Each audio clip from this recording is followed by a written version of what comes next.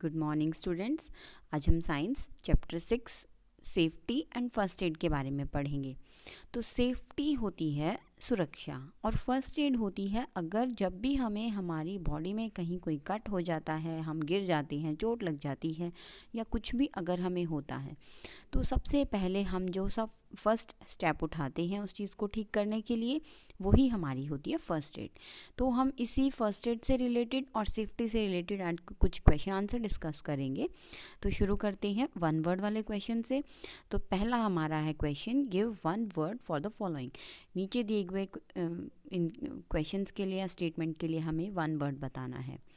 तो फर्स्ट है हमारा अ box that contains some medical aids necessary for treating some immediate injuries। यानी कि वो बॉक्स, उस बॉक्स को क्या कहते हैं जिसके अंदर मेडिकल एड्स होते हैं, यानी कि दवाइयाँ वगैरह, सीज़र, टेप, ये सब चीज़ें होती हैं जो किसी भी चीज़ को ठीक करने के लिए, हमारी इमीडिएट इंजरी को ठीक करने के लिए जो हमें चीज़ें चाहिए जिस बॉक्स के अंदर होती हैं, उस बॉक्स का यहाँ पर हमें नेम बताना है। तो उस बॉक्स का नाम है हमारा, ये रहा हमारा आंसर, फर्स्ट एड बॉक्स। तो जो हम बॉक्स हमारे पास रखते हैं, वो बॉक्स जो हम सभी घर पे रखते हैं जिसमें हमारी कुछ दवाइयाँ होती हैं, टैबलेट्स होती हैं, सीज़र, टेप, बैंडेज, कुछ पेन किलर्स होते हैं, ऑइंटमेंट्स होते हैं, ये सभी जिस हम बॉक्स के अंदर रखते हैं सभी चीज़ें, उस बॉक्स को हम फर्स्ट एड बॉक्स कहते हैं। अगला क्वेश्चन है, द फर्स्ट और immediate help that is given to the injured person। यानी कि जो घायल इंसान है, जिसको कुछ चोट वगैरह लग गई है, उसको जो हम सबसे पहले हेल्प देते हैं, इमीडिएट हेल्प, उसको हम क्या कहते हैं? तो उसको जो इमीडिएट हेल्प दी जाती है वो दी जाती है फर्स्ट एड बॉक्स के थ्रू, और उस हेल्प को हम कहते हैं फर्स्ट एड बॉक्स। जिसमें हम वो सामान रखते हैं वो बॉक्स होता है फर्स्ट एड बॉक्स, और उस हेल्प को जो सबसे पहले हम प्रोवाइड करते हैं इंजर्ड पर्सन को, उस हेल्प को हम कहते हैं फर्स्ट एड। अगला है, the injury for which we need to press firmly with a clean cloth until bleeding stops. वो इंजरी जिसके लिए हमें फर्मली प्रेस करने की ज़रूरत पड़ती है, हल्का सा दबाना होता है क्लीन क्लोथ के साथ, अंटिल ब्लीडिंग स्टॉप्स, जब तक ब्लीडिंग नहीं रुकती है। तो उस इंजरी को हम क्या कहेंगे? जब हमें कहीं पर कट हो जाता है, हमारी स्किन कट जाती है, कहीं से ब्लेड लग गया, चाकू लग गया, तो वहाँ से हमारा ब्लीडिंग शुरू हो जाता है। उसको रोकने के लिए हमें सबसे पहले क्या करना चाहिए? जिस एरिया पर हमें कट लगा है उसको हल्का सा प्रेस करना है कुछ देर तक, और उसके बाद फिर उसको एक क्लीन क्लोथ के साथ हमें उसको साफ़ करना है, जिससे कि हमारी ब्लीडिंग जो है वो रुक जाती है, खून बहना बंद हो जाता है। नेक्स्ट है the emergency, immediately after which we need to open the windows and doors.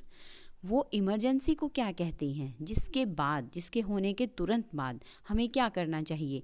हमें विंडोज़ खोलनी चाहिए और हमारे डोर्स खोल देने चाहिए। तो ऐसा इमरजेंसी क्या हो जाता है?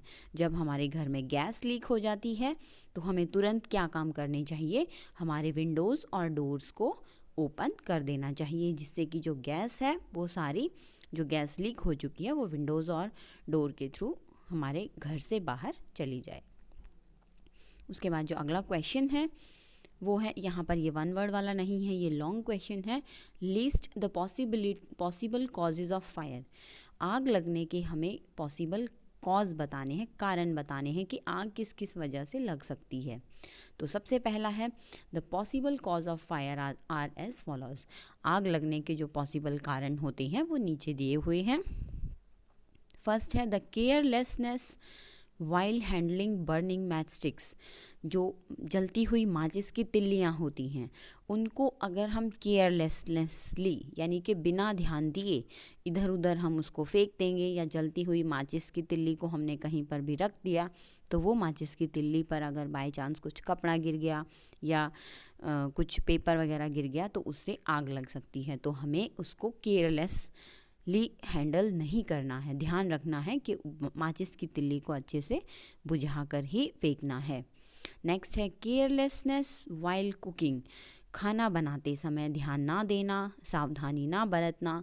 हमें खाना बनाते समय किचन में जो कपड़े होते हैं वो हमेशा कॉटन क्लोथ्स पहननी चाहिए, क्योंकि कॉटन जो है वो आग जल्दी से नहीं पकड़ता है।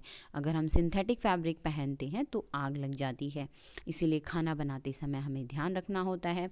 Gas leak in the kitchen, जो किचन होती है अगर जो गैस होती है अगर किचन में लीक हो जाती है तो उससे भी आग लगने के चांसेस हो सकते हैं। नेक्स्ट है defects in electrical wiring, older electrical appliances and extension cords. जो हमारे इलेक्ट्रिक के वायर होते हैं, बिजली के तार होते हैं, या पुराने बिजली का कोई भी इक्विपमेंट्स है, या हमारे जो एक्सटेंशन कॉर्ड्स हैं, अगर उसमें कोई डिफेक्ट है तो उसकी वजह से भी शॉर्ट सर्किट होके हमारे घर में आग लग सकती है।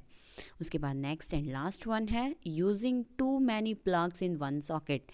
अगर हम एक